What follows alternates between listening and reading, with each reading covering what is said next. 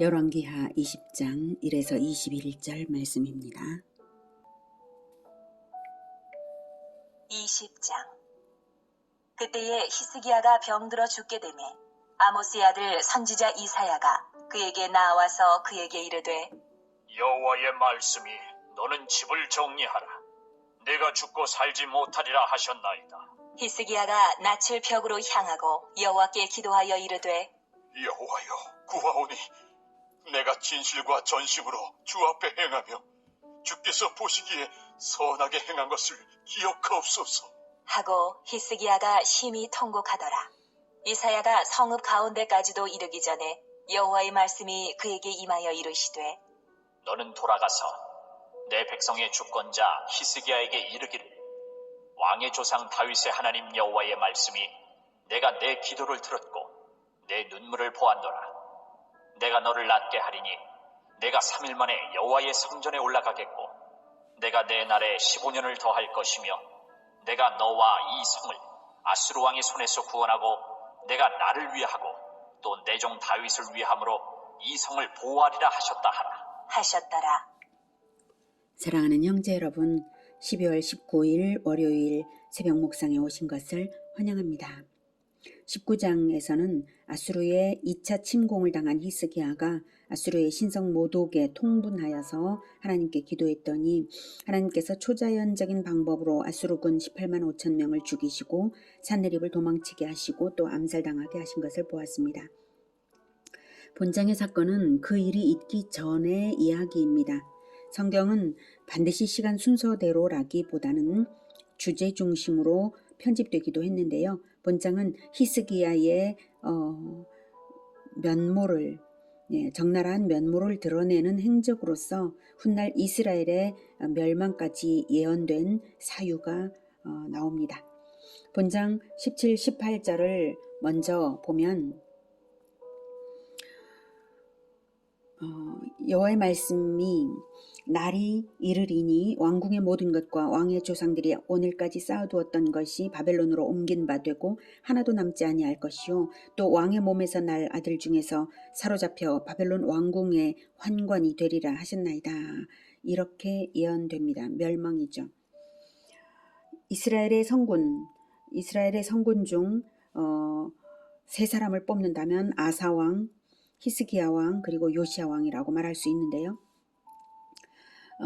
다윗을 제외하고 말이죠. 그 3대 성군 중에 하나가 히스기야인데도 불구하고 왜 그런 정도까지 저주를 받게 되었는가를 생각할 때에 먼저 우리는 긴 안목으로 역사를 봐야만 그것을 이해할 수 있습니다.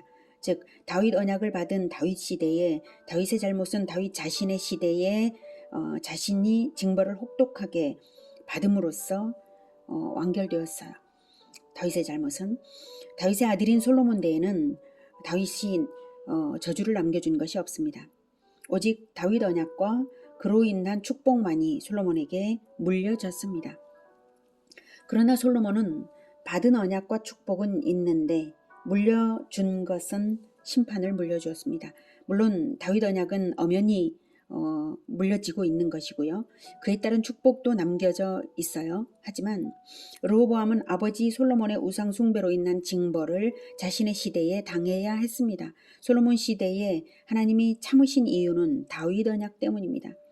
다윗 언약 때문에 오래 참으시는 하나님의 은혜, 이것이 바로 이 문제를 이해하는 열쇠입니다. 하나님은 언약 때문에 오래 참으시는데 그 참으시는 기간에 회개하라고 기다리시는 것인데 왕들은 회개보다는 더 많은 죄악을 짓는 그 방향으로만 역사는 흘러온 것이죠.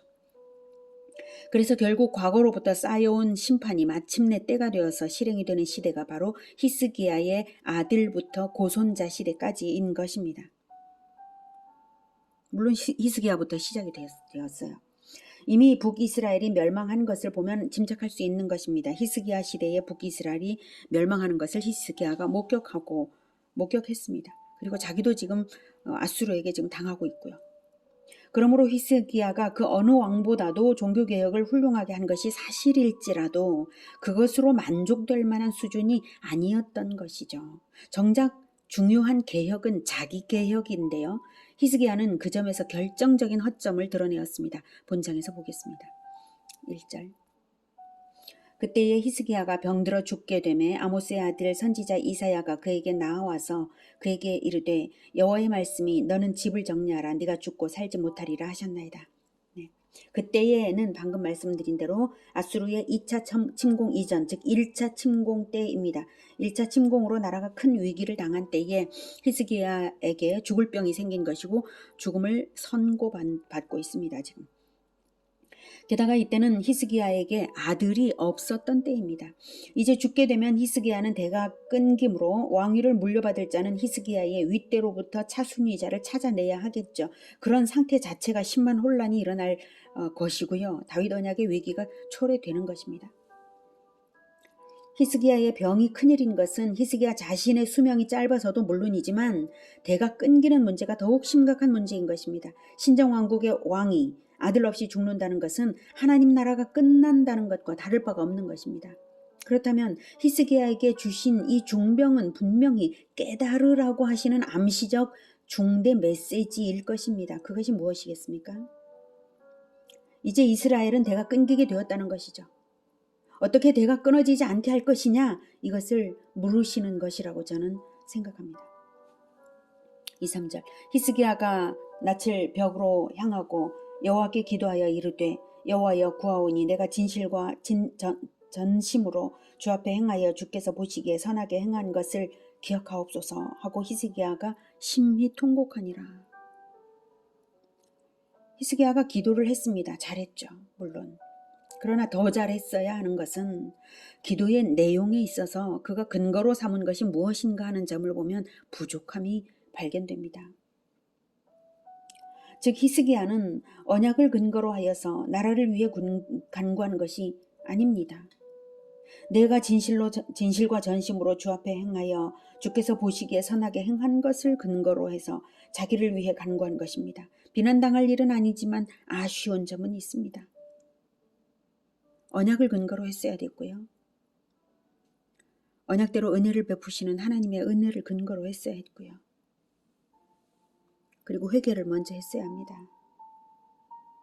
자기가 잘난 것을 먼저 내세울 게 아니라 자기 의를 내세울 수 있는 자가 세상에 어디 있습니까? 고난이 있으면 회개를 먼저 해야지. 물론 그만큼 진실과 전심으로 주 앞에서 행한 것은 사실이고 칭찬받을 만하지만 그것은 다윗 언약을 뛰어넘는 근거는 아니죠. 히스기야의 관점과 안목은 얕았다고 말할 수 있겠습니다. 하나님은 응답의 말씀에서 히스기야를 가르치는 메시지를 담으셨습니다. 4절. 이사야가 성읍 가운데까지도 이르기 전에 여호와의 말씀이 그에게 임하여 이르시되 응답이 빠르시죠. 히스기야의 기도가 대단해서가 아니라 바로 기도를 기다리신 하나님이시기에 그러신 것입니다. 5절. 너는 돌아가서 내 백성의 주권자 히스기야에게 이르기를 내 백성의 주권자 내 백성을 위해서 이제 응답하노라 이것입니다. 내 백성의 주권자 히스기야에게 이르기를 왕의 조상 다윗의 하나님 여호와의 말씀이 내가 내 기도를 들었고 내 눈물을 보았노라. 내가 너를 낫게 하리니 내가 3일 만에 여호와의 성전에 올라가겠고 내가 내 날에 15년을 더할 것이며 내가 너와 이 성을 아수르 왕의 손에서 구원하고 내가 나를 위하여 또 내 종 다윗을 위함으로 나를 위하고 또 내 종 다윗을 위함으로 이 성을 보호하리라 하셨더라. 네, 왕이 기도하지 않은 것까지도 그 뛰어넘어서 지금 응답을 하고 계셔요. 왕의 조상 다윗의 하나님 여호와의 말씀이 내가 나를 위하고 또 내 종 다윗을 위함으로 이것이 바로 히스기야를 가르치는 말씀입니다. 하나님 나라를 위하고 다윗 언약의 성취를 위하라. 너의 하나님이 아니라 너의 조상 다윗의 하나님이다 이것입니다. 물론 히스기야의 하나님인 거 맞지만 너의 조상 다윗의 하나님이기 때문에 너의 하나님이시기도 하신 것이죠. 히스기야의 부족함을 느끼게 하시는 말씀입니다. 그러므로 히스기야는 기도를 했다는 그 자체만으로 하나님이 신속하게 응답의 기회로 삼으신 것이지 히스기야의 공로 때문에 응답되는 것은 결코 아닙니다. 히스기야의 개혁이 필요 없다는 뜻이 아니라 다윗 언약을 주신 하나님의 은혜를 갚기에는 부족하다는 것입니다. 하나님의 응답에는 히스기야가 말한 진실과 전심으로 그것을 했다는 것을 칭찬하는 말 한마디도 없지 않습니까? 네 기도는 들었다 이거예요. 그래서 다윗 때문에 그리고 내가 나를 위하기 때문에 이 백성 때문에 응답한다 이 뜻입니다.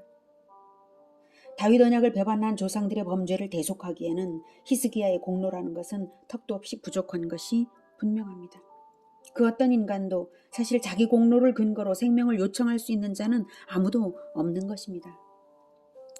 7절. 이사야가 이르되 무화과 반죽을 가져오라. 하매 무리가 가져다가 그 상처에 놓으니 나으니라.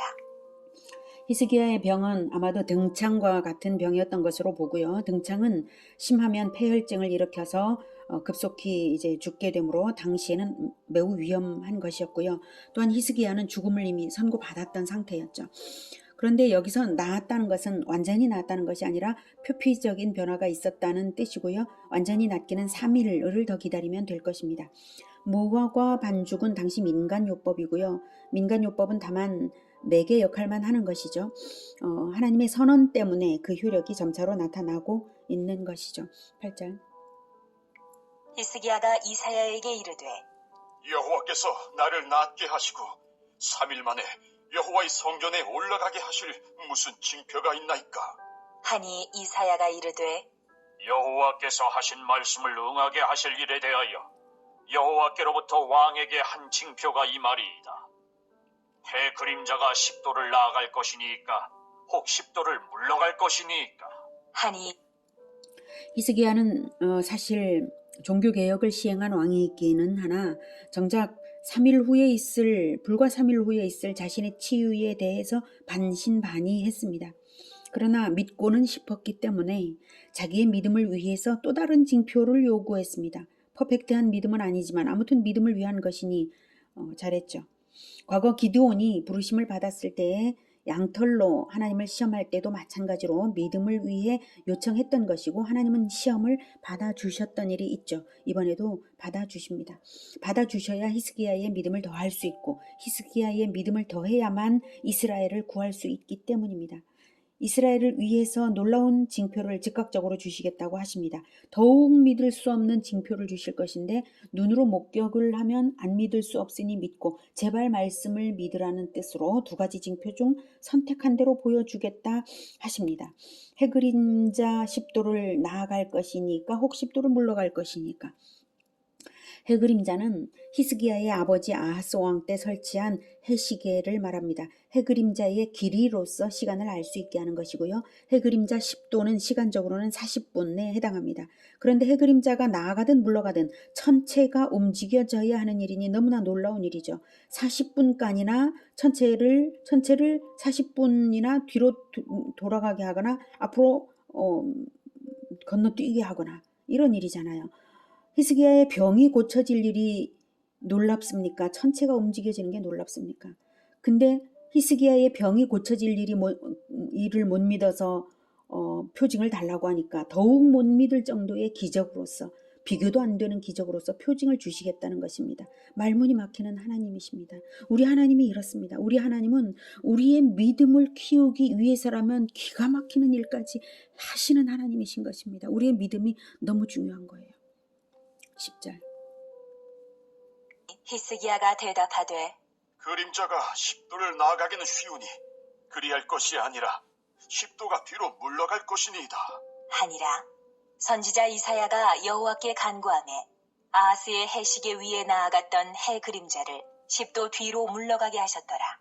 네, 믿음을 위해서 연약한 한 인간의 믿음을 위해 가지고 천체를 40분간이나 뒤로 물러가게 하셨어요.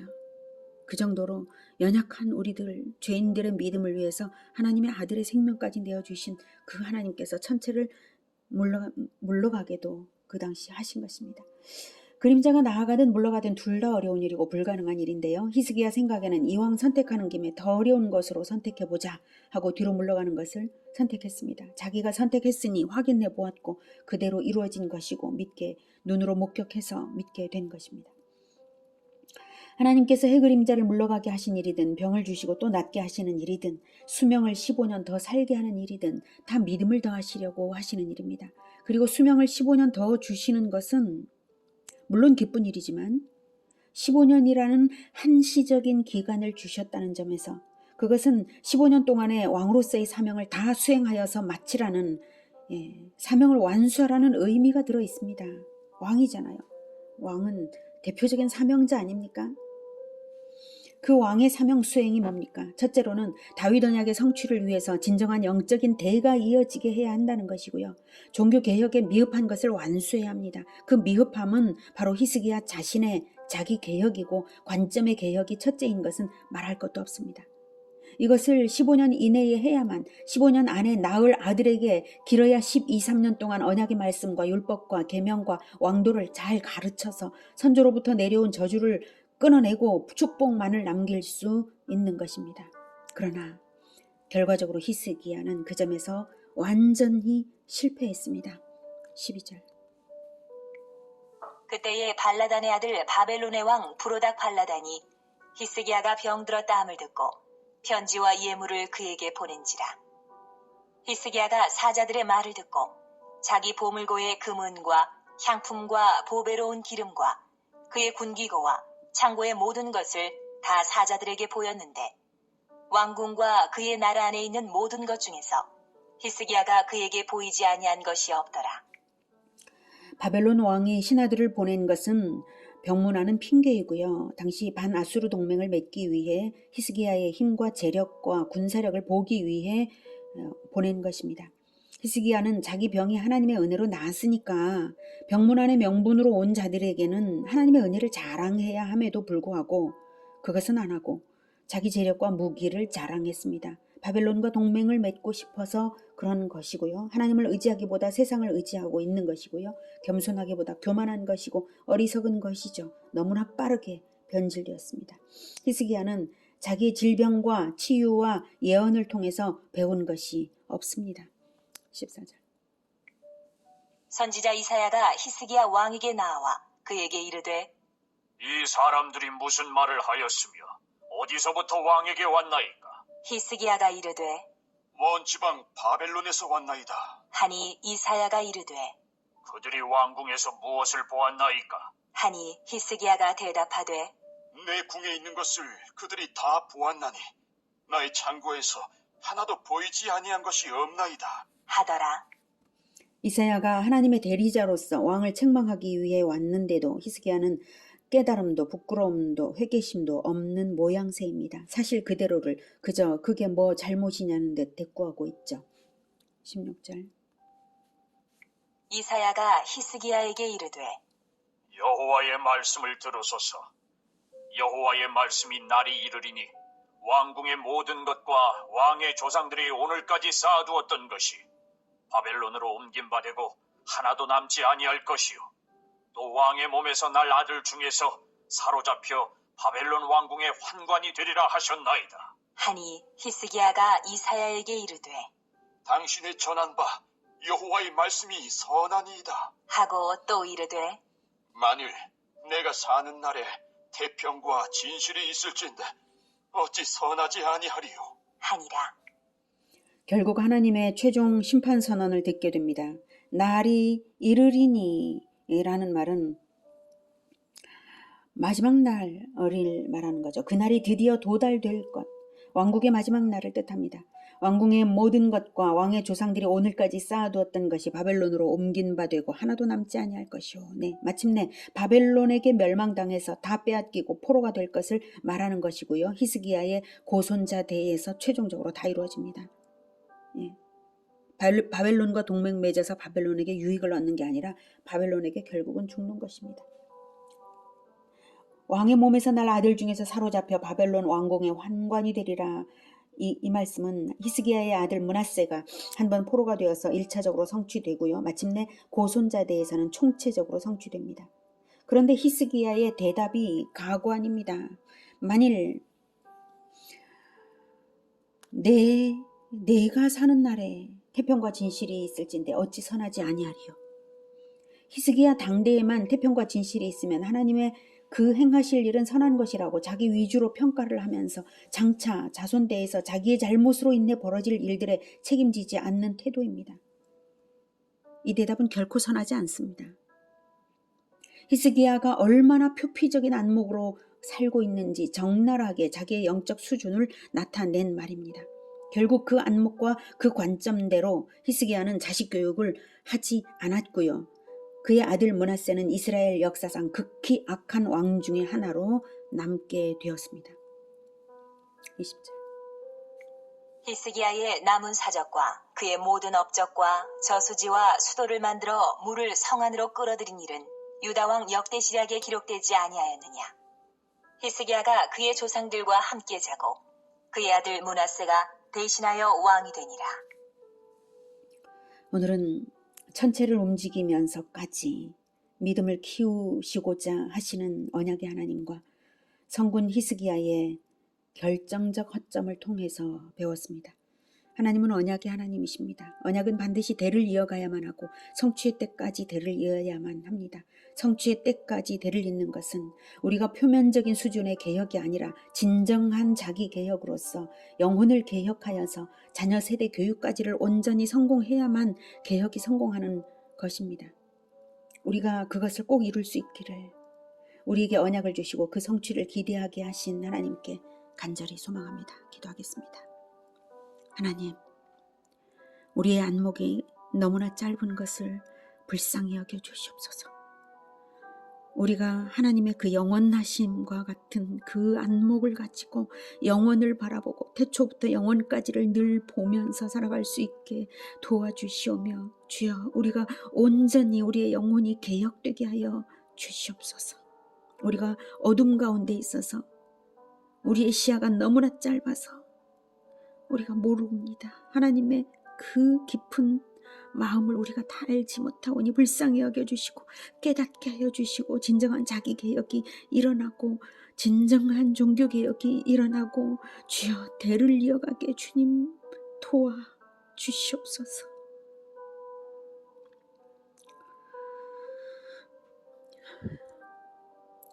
자기의 의를 내세우지 않게 하여 주옵소서. 우리가 내세울 의가 공로가 없습니다. 오직 예수 그리스도의 보혈의 공로에 의지하여 기도합니다. 예수님의 이름으로 기도합니다. 아멘. 이어지는 시간은 개인 기도 시간입니다.